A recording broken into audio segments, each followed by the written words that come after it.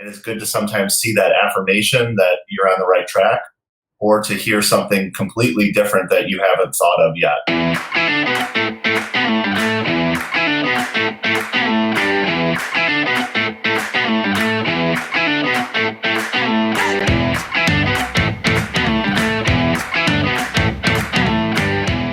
Welcome to our daily drop-in this morning that we get to do every single morning, Monday, Tuesday, Wednesday, Thursday, and Friday in our private Facebook group to talk shop about education, bring in educators to tell their story and answer your questions. So as we are getting started, feel free to comment, say good morning, tell us that you can hear us, kind of all those things that we always worry about very early in the morning.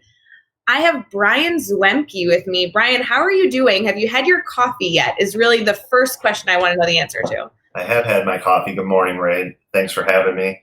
Yeah, I've had my coffee this morning. It's the best part of waking up is having a coffee.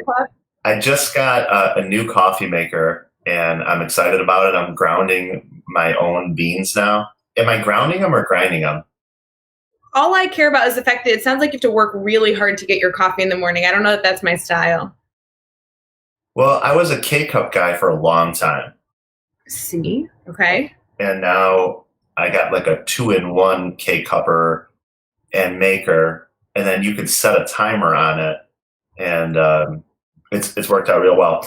Just a little product placement for you. I'm drinking out of the Teach Better mug. Teach Better mug is big. I'm a little jealous. I don't have a Teach Better mug. I have like a pretty yellow mug this morning. So I do feel like everybody needs a good Teach Better mug, but those are like a part of the original. You can't just go order those. I know a guy who might be able to hook you up with something from Teach Better. I don't know if it's a really good educational consulting group, support system. The Teach Better team is really, it's like based out of Ohio. And wait, so they sell mugs is what you're telling me? Because that's really what I don't understand. Because if you go to the swag site for teachbetter.com, you can't get that mug. You have like an exclusive like option right there. Is it still 25%? No, it's not 25% off because it's not Teacher Appreciation Week anymore. I know. I have it on good authority that you can go and still buy things on the swag shop, and they'll be, oh, hey, I have an alarm to start a daily drop-in. Oh, daily drop-in from the Teach Better team. I'm glad we're here. We do have a lot of people commenting that they like your mug, but Kristen actually upped her game for the entire daily drop-in family, because when she was live with Chad, she had a white mug that she wrote on #Team Chad. And so you really just can't top that. I know that Kristen is one of the only people that's Team Chad, and that's okay. That's why we have a #Team Ray and #Team Jeff t-shirt over in the swag store. So lots of good products there that you can go grab to show your support. Are you Team Jeff or Team Ray, Brian? There's so many good people involved in the Teach Better team. Who are you live with right now? Let's clarify this. Whose team are you on? Well, Jeff just said to me that I'm #Team Jeff. He is in the comments, and I am live on camera with you, and you're going to pretend like you're Team Jeff. You don't even need to answer. We know you're Team Ray. Okay. We know. All right. Yes. Just to be fair, sure. How are you for all the up? people commenting, we have Jeff Kaplan with us. Holly's in here. Alex. We have Jeff Gargis, who we'll nicely say goodbye to. You should be going. Bree's in here. Will you kind of tell us, Brian, for those people who may not be connected with you yet, maybe don't know you, but obviously do know that you're Team Ray, what is your role in education? Why are you joining us this morning for our daily drop-in? Well, again, thanks for having me. This is the second time I've been able to be a part of the daily drop-in, so it's clear that you've scraped the bottom of the barrel and have to bring me back. So once again, I'm a high school principal. I've been working in education for 20 years from Illinois, middle school and high school experience. This year is my first year as a high school principal. I'm really enjoying that journey together. Totally normal year, nothing to see here. that's a little bit of my story. I'm in a doctoral program right now, finishing up my dissertation on the use of social media for school districts, and more kind of more than that. Just a fan of education and what we do, what we get to do, kind of every day with kids. Well, I'm excited to dive into a lot of different projects that you're working on, because I have had the pleasure of not only seeing the work that you're doing as a principal in your high school setting, but also the study that you're doing with your dissertation is so up my alley. I love to talk shop about it. So we'll get to all those things. I do want to make sure I mention, and Jeff threw it in the comments, Holly Stewart, I know that you're in here somewhere. We gave you a shout out on our podcast episode last night that we were recording. It doesn't come out till next week, but you have to make sure you're a listener of Teach Better Talk podcast, which, by the way, all of you should be, because these daily drop-ins, the full audio is becoming a bonus episode on Teach Better Talk podcast. And obviously you can find the videos outside of our group on our YouTube channel. But it was always fun to give a little shout out. We've done a shout out for a lot of cool people, but Holly did get a special shout out yesterday that I thought was cool to highlight. You've been a part of multiple Teach Better Talk podcast episodes, Brian, because you not only joined us as a guest, but being on the daily drop-in numerous times. I feel like you're kind of a regular now. I'm just wearing you guys down. Yes, that'll be good. You also, outside of all the work you're doing, have been an active participant in our administrative mastermind group that we're doing, that the Teach Better team is facilitating, which officially is meeting on Tuesday afternoons at 2 o'clock Central, 3 o'clock Eastern. So we just can't get rid of you. You're kind of like, what's something that you can't get rid of, like a bad penny? Is that what it is? That will probably be the value that I provide, about a penny's worth of thoughts. I will say the administrator, mind. What are we calling that? The thing that we're doing today at 2. The mastermind. Yeah, the administrative mastermind. The mastermind. That has been extremely beneficial in getting to be connected with administrators throughout the country. So kudos to the Teach Better team for putting that together as well. So would you recommend any administrator, whether they're joining us right now for the daily drop-in or listening to this after the fact, or if you're an educator listening and maybe you're a classroom teacher or some sort of coach, you could send the information to your administrative group and say, hey, you should join this. Do you think it's beneficial for kind of anybody in that district leadership role to be a part of it? Sure, I think so. I think, we're all trying to solve the same problems, probably district by district, state by state, of, how to handle this pandemic and what school could look like, or what school's looking like right now, or what it's going to look like in the fall. And sometimes, you think about, talking with your own team or people in your workplace. And it's good to sometimes see that affirmation that you're on the right track, or to hear something completely different that you haven't thought of yet. So we're kind of all in this together. We're all trying to do the same things for students. We have we have different communities and different ways to go about the work that we're doing, and communities are a little bit different. There's might be some equity issues in a community. There may be resource issues in a community, sure, but at the end of the day, there's some universal truths that we could probably all learn from, and things like the mastermind or podcasts or daily drop-ins. You should be able to take a little bit of a nugget from everything and apply it somewhere. Well, that's what we're hoping for. If you are listening right now and you either want to join or you want to send the link to the administrative mastermind registration, you can simply go to teachbetter.com/mastermind. And it's completely free.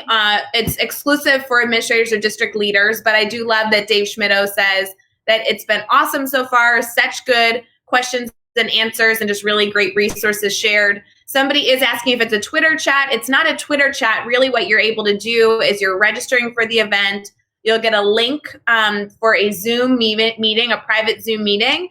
And we all come together and talk shop. Sometimes we break up into small groups. Sometimes we stay in one large group, but essentially people pose questions. It's just a facilitated discussion. Has there been any topics that come to mind, Brian, that have come up that you feel like were beneficial to get all these administrators from around the country talking on? Yeah, I think so. We're all kind of talking about, how do you support teachers during this time? So that was a big discussion last week. we've talked about kind of events, what you're doing for graduations or proms or retirement parties, lots of different types of things that, are kind of event based. But overall, how are you supporting, your students, your parents, and your teachers during this time? And it's been a good resource. It's been nice to see some of our friends who are consistent on the Teach Better team, and then get an opportunity to meet some new people as well. Yeah, it's been so fun. Mm-hmm. There's been a lot that's come up, and that's what I kind of like about them, is that we're just discussing whatever's top of mind. So, rather than the team necessarily facilitating the conversation, more in a webinar setting where we're presenting on a topic and then taking questions on that topic. More so, it really is an open forum for administrators to come together. It's a free event. You kind of can pop in every single week and become a regular, or just pop in when you have something that's, on your heart, and to be able to gather resources, talk shop with people. And these are administrators and district leaders that are anywhere from, an elementary district to a high school setting and anything in between. And so it's really created a good forum. I do love the All in This Together Troy shout out for High School Musical. Somebody is enjoying that reference. The High School Musical reference? Oh, come on. Yeah, gotta love it. Top notch. Would you mind, Brian? I think you have a great singing voice. Do you want to sing that for us this morning? Sure, absolutely. I do want to give a shout out. Somebody is asking that they're saying, I hope that the mastermind continues through this summer, that they have staff meetings, and so it's not easy for them to make like a 2:00 start time Central. It's actually 3:00 Eastern as well on Tuesdays. Carrie, no stress. These are specific meetings that are for administrative leaders. And if you can't make them, we are doing them every single Tuesday. So depending on when your school may end, you might be able to pop in for a few. I do expect them to continue for a while. I don't think we have an end date on those. So as far as I know, I can half promise you that they'll be all summer long. As far as other elements we're doing, I know our daily drop-ins are concluding the weekend of Memorial Day. So we only have about a week and a half left of those, which is kind of sad. I've loved doing these daily drop-ins every morning since mid-March, which has been wonderful. But we are excited to at least have the mastermind continue as long as humanly possible, as long as it's helpful for that community. And we do have a number of webinar series that will be kicking off that will allow other outlets for coaches and classroom teachers to have a similar type of environment to talk shop and really hone in on their craft. So, the team, we're just trying to do good stuff. Brian, would you mind sharing a little bit? I know we haven't necessarily brought up this topic, but you're doing a lot of research for your dissertation, and I don't mean to butter you up, but I love your topic. And so would you mind kind of sharing what you're doing research on? Because it's so relevant to any teacher, any administrator listening right now who's looking to kick off the year right in August. I think they can use this information.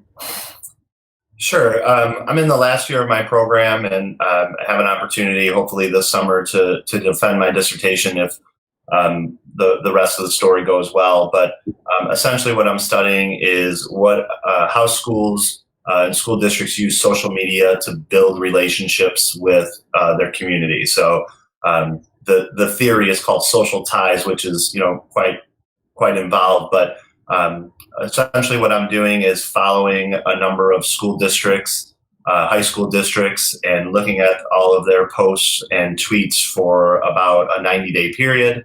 And then trying to code or categorize what they're trying to say. I'm using a framework in Illinois called the Illinois 5 Essentials that we're familiar with here. But it's, how aligned are you in your communication strategies? How are you supporting, your overall environment? What are you talking about instruction? I'm certainly learning that video is king. I think the other piece that I'm learning is, which concerns people a lot, is if I take a video of something in my school, or a teacher takes a video of something in their school or post, a lot of times people might be concerned with comments. What would somebody say? What would somebody do? What's kind of that civility issue? And what I'm finding is absolute kindness, absolute congratulations, absolute humbleness in those posts.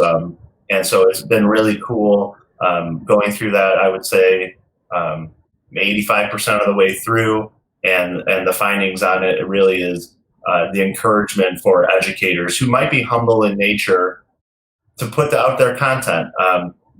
We always talk about whether you're, an elementary student, middle school student, or high school student, when they come home and they talk to their parents and they say, "How was school?" Generally, the answer is fine.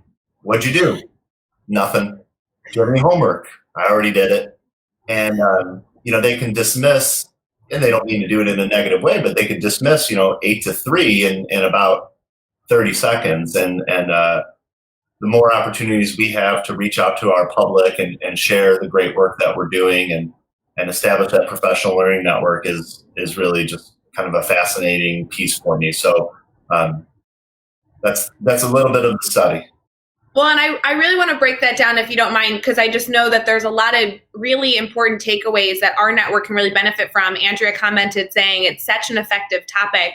And I completely agree, because as we start talking about social media, I would argue a few months ago, not even a few months ago, there are still districts who are so anxious to even touch social media. I know most districts haven't even created a social media policy, even though I know a lot of teachers who are trying to utilize this tool. I mean, even at teachbetteracademy.com, we have a course on how educators can use social media to connect with their families. Right. But what I've really seen more than ever now that we're in, this COVID-19 pandemic, is that people are so eager, so hungry to communicate with their community, because we are all so disconnected and living in isolation.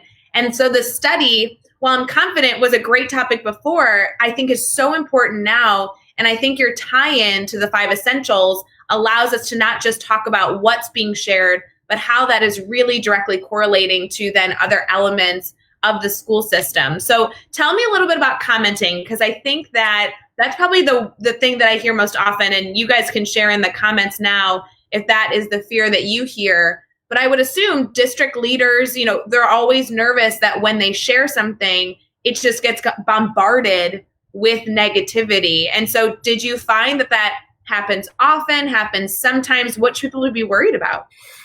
Yeah, I think throughout the study, I'm finding what is being posted, what is being talked about, or what is being put together on a video or a YouTube channel, really is being received very well. When you congratulate somebody on their retirement, or you provide a little snippet into your institute day or your school improvement plan or something along those lines, you're just being more transparent. And I think as school leaders, we have to recognize that if you don't tell your story, somebody else will. And the more that we talk about education, that it's something that's going to be discussed on a baseball field or in a parking lot or in a backyard. People are going to talk about their schools. Neighborhood schools are a big part of who we are in education and in this country. So being able to put out some of the content in order to drive that conversation, so families have an idea of what's happening in the classroom, what's happening in the school, what are the vision and values. There's just a lot of positivity that comes from that. And the schools over time, have taken the role of, being concerned about technology and being concerned about the things that they should have been concerned about years ago, bullying and cyberbullying and trolling on the internet and things like that. And I think more over time, that school Facebook page, that school Twitter account, school Snapchat accounts, all of the things that we have right now are really coming to the point where they're being received well. There are always going to be kind of those rogue pages in a school district, the whatever kind of pages that are sponsored, but those are okay too. And I think it's important that we have that social listening, use tools in order to understand what's going on, and then kind of create that face-to-face dialogue as well too. I took from you guys the daily drop-in idea, and now we're doing that Wednesdays during this time away. And it's been great just to do kind of exactly what we're doing right now with our parents, communities, and teachers. And it's been well received, and the questions are good, and they're coming from a place of they want to know information. They want to support their own children. So who could be against sharing information? Well, and a lot of people are connecting. You said the statement earlier, and then people are putting their own spin on it. But everyone's really sharing this whole idea of like, if you don't tell your story, then someone else will. And how can we control the narrative? We talk very often, and it's been in our webinar series that we're doing right now that's free for teachers, which is focused on better at a distance, and other avenues like our daily drop-ins, talking about how teachers need to get on camera communicating with their families, because you can hear their tone and see their expression. And, there's so many different relatable elements with that. And that does translate extremely well at a district level as well, wanting to communicate with families. So I like this idea of utilizing video. I think you doing a daily drop-in with your community is genius. That allows everybody to kind of get on the same page and reset every single Wednesday. But I do want to go back to, if I'm an educator listening, so maybe I'm a classroom teacher or I'm a administrator or district leader, whatever it is, what would be kind of like some easy ideas on things to share? Because the other thing that I know, because you and I present on this topic together at conferences around the country, is talking about, get on social media, get on social media. And the most recent time we presented together, we had a group that said, okay, Brian, Ray, I'm on social media. I made my account. I picked the photo. What do I talk about now? How do I share? What do I share? So are there any common like things that you're seeing? Okay, like these are like the 3 or 4 or 5 topics that you could be sharing on social media that gives maybe a district some guidance on how they should be communicating with their district. Sure. If we look at school as 8 to 3, and then after school is 3 o'clock and beyond, I think the things that have been king pretty much so far have been those extracurricular activities, musicals, clubs, sports activities. Those do very well on social media. People are proud of their community. They're proud of their athletic programs. They're proud of the kids performing. Their 5th grade musical. Their sophomore basketball team. Doing well in a tournament. Those are all things that kind of from the beginning you could start with as a school or a school district, just sharing out information like that. That's fairly, there's not going to be typical issues, related to that. I think the next piece is kind of getting into, the hallways, into the lunchrooms, into, kids coming into school through, the variety of doors and welcoming them. There's some people on Twitter and other social media who are just absolute rock stars in terms of, them welcoming kids to school every day. I think about the Joe Sanfilippe's and folks like that who are just, they've branded it. They're so good at giving you a peek into their lives and how they lead. And, you have to be yourself. So you have to be, comfortable with what you're doing. But outside of the after school activities and a little bit of like kind of what you would refer to as maybe like B-roll footage that you would see on the news, then you have to take a little bit of a risk and get into your classroom. And I think as educators, sometimes we get a little bit of, we're humble. We want to make a difference in our classroom with our kids, but we can really help other teachers. We can help other schools, other education ecosystems, so that they can see what's happening in their classroom. So things like student testimonials would be really nice. Kids explaining how they learned something, what goals they set along the way in order to accomplish that. And just that sense of pride and positivity would be just a few examples of things that you can do on any platform, whether it's Facebook or Twitter or Instagram or beyond. No, I totally agree, and that's exactly what I wanted, because the comments are getting crazy right now. I can't even read all of these. So I love that you guys are engaging with each other in the comments. It's exactly what this is for. When we come live for our daily drop-in, we do want this to be more of a conversation. We want to make sure that your questions are answered, your voice is heard. And of course, if you just want to be a consumer, you can listen to this on our YouTube channel after the fact, or listen to it as a bonus episode, Teach Better Talk podcast.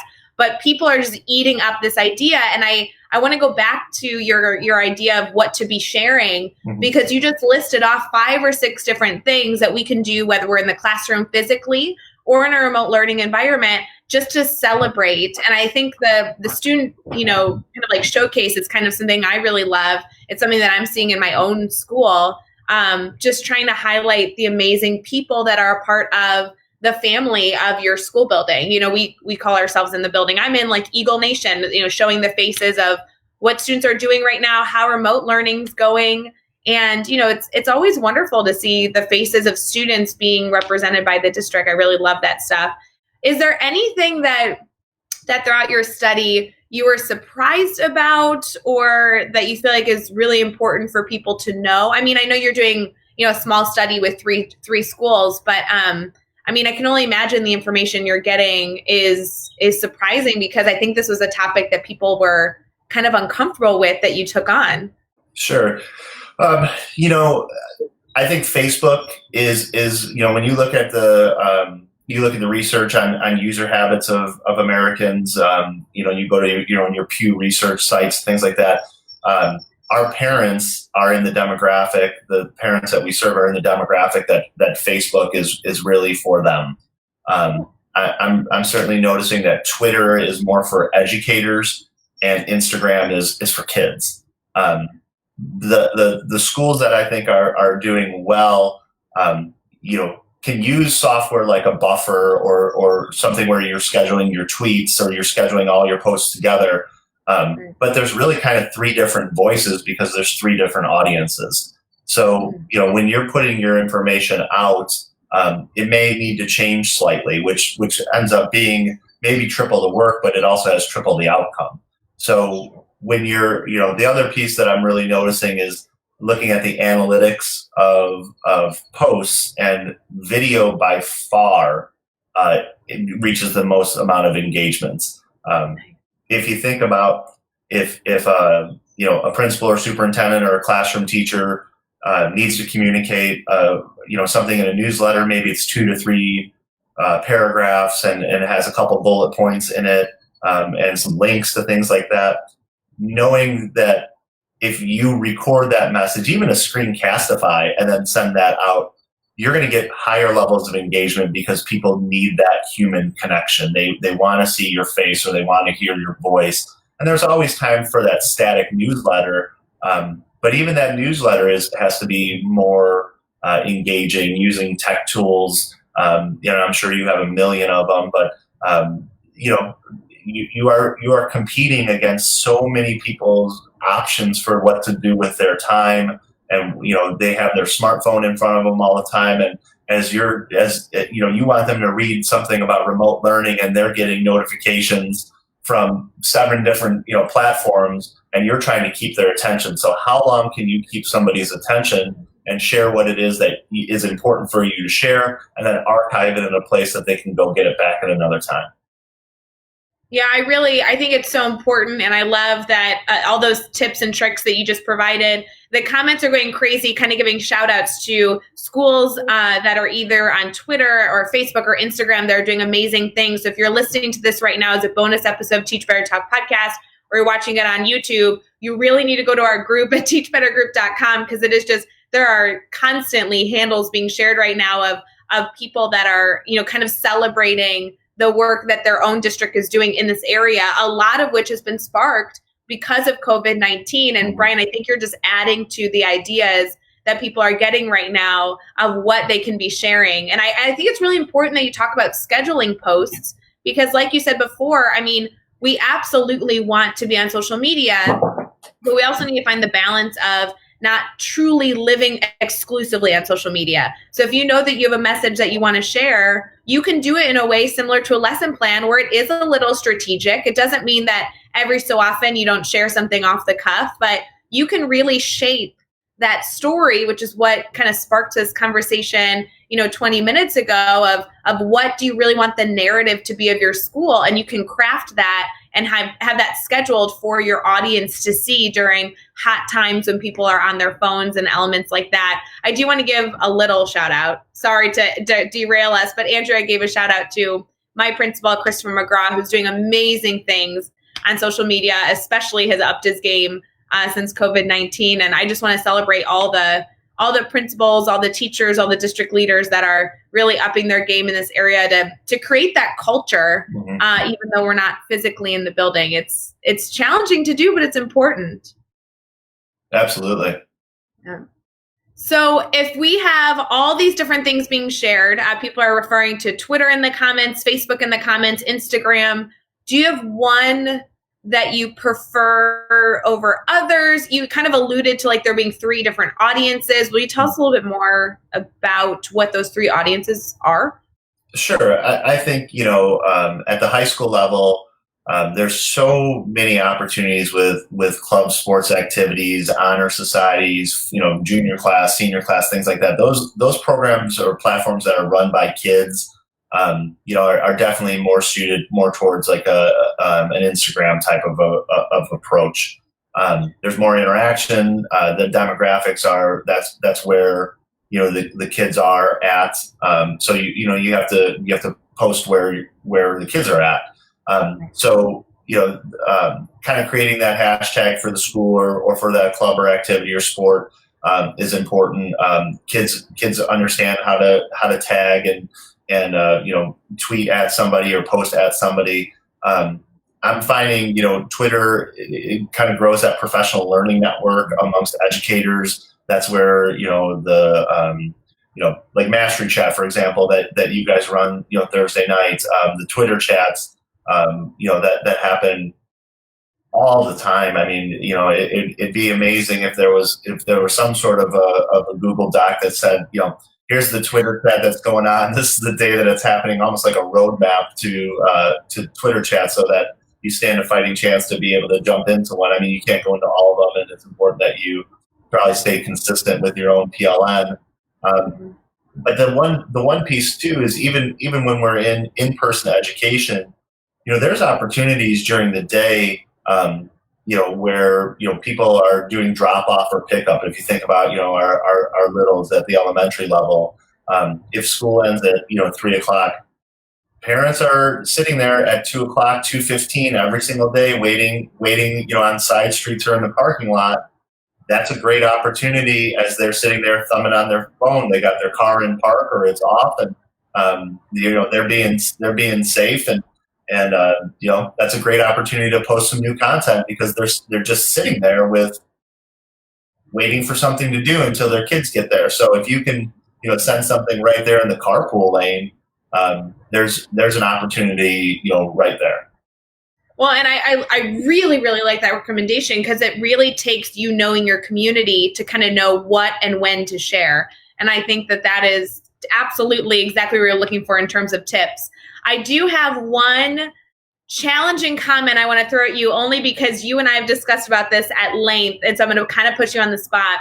But Adam posted in the comments that he says, my principal's not really into social media. And then he kind of goes into how, his principal trusts other people to help share the story. But, we're 33 minutes in. I'm thrilled that we were able to talk so much on this topic because I really, really love that you are exploring this and finding such amazing impact of social media for communicating with our communities. But I won't lie, I always go back to so if I'm a teacher right now and I know this is important, but my principal or my district leadership is saying, don't go on social media or, not doing what they can to share their story.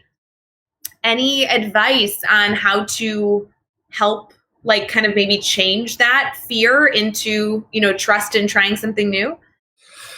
Yeah, I mean, I think that everybody has to, you work in a community that reflects the values of the community or, maybe the values of your administration. So I think everybody has to be responsible within that. There may be some good reasons related to privacy or FERPA laws or whatever the case may be. There may be a history to that story. I think a good open dialogue on what it is that they're trying to do, how they're trying to connect. But if you think about it with any initiative, if a teacher wants to start, flipping their classroom and maybe their leadership kind of doesn't know what that is or isn't quite familiar yet, invite them in. share opportunities to say, come check this out. If a classroom teacher or school counselor wants to, host a parent university night, and somebody says, I don't know what that is, or you have to provide, an opportunity. I'm finding that there's not that many things, in education that everybody is that against. And so it's not that you're against social media, um, or that might be a platform you're not comfortable, but who is against good communication? You're not going to get people to raise their hand and say, I don't want to share anything with the public about what we're doing. So I think what you have to do is show how can the message that you're already communicating be enhanced or hindered with the use of social media. So if it's hindered, then that's not the right cause. That's not the right way to put some things out there. But if it can be enhanced, then I think it's just taking some time, working with your PLCs, working with your groups of leaders in your building, and saying, hey, I think this would be beneficial to help kind of create that social tie in my classroom with my parents and with my students. I'd like to try this. Some other suggestions, I know due to privacy, sometimes people are concerned about, again, those comments or what people might say. So creating those closed Facebook groups for, your classroom might be a good solution that people might be able to live with a little bit better. No, I think that's important. And I do want to mention, we've been live for about 40 minutes. And I know that you have a staff meeting at the top of the hour. So any final questions that people want to post in the comments to get your thoughts on, this would be a great time to do that. But I really think that your focus on open dialogue is the first step for any problem. We reference this often in a number of different things that I've been able to do, but this business idea of like speaking to the issue, you really need to speak into that fear. If you don't know where the fear comes from, if you don't know where the hesitation comes from that's resulting in the no, then you're not able to actually solve the fear, the problem. And so, we just got a comment real quick that said, what if they don't listen? And the reality is that open dialogue may take longer than you are hoping for it to. And it also may result in numerous conversations that you have to work through to get to the root of the issue. And, we actually presented at IdeaCon together. And at that conference specifically, I was a part of a session that talked about asking why 5 times to try and get to the root of the problem. Right. And that I think really applies here as well. It's not an overnight fix, but an open dialogue. Absolutely. Yeah. Well, I am thrilled that you were able to join us this morning, Brian. I do want to make sure that we respect your time. I know you have a lot going on today with your own staff and the amazing things that you're a part of. Would you mind sharing? I mean, there's been endless comments about people really connecting with what you've shared and probably wanting more information, maybe wanting to talk shop about how they can bring this message to their district. How can people stay connected to you? I think you'll certainly tag us in this, but my Twitter is at Brian Zwemke, Brian with a Y because my mom spelled it like that. So at BRYANZWEMKE. Same thing on Instagram, same thing on Facebook. Happy to take some questions or reach out, or if somebody DMs me, have a conversation or set up some time. Certainly think that I don't have all the answers along the way. I've made plenty of mistakes, posted the wrong things at the wrong times, or didn't have the transparency ready, or didn't have the buy-in, or whatever the case may be.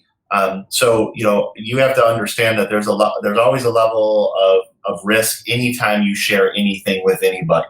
And the more that you understand what those risk factors are, then there's a better opportunity for you to be successful. So yeah, I think telling that story of the good times and the bad times on social media is certainly something that I'd be willing to do with people.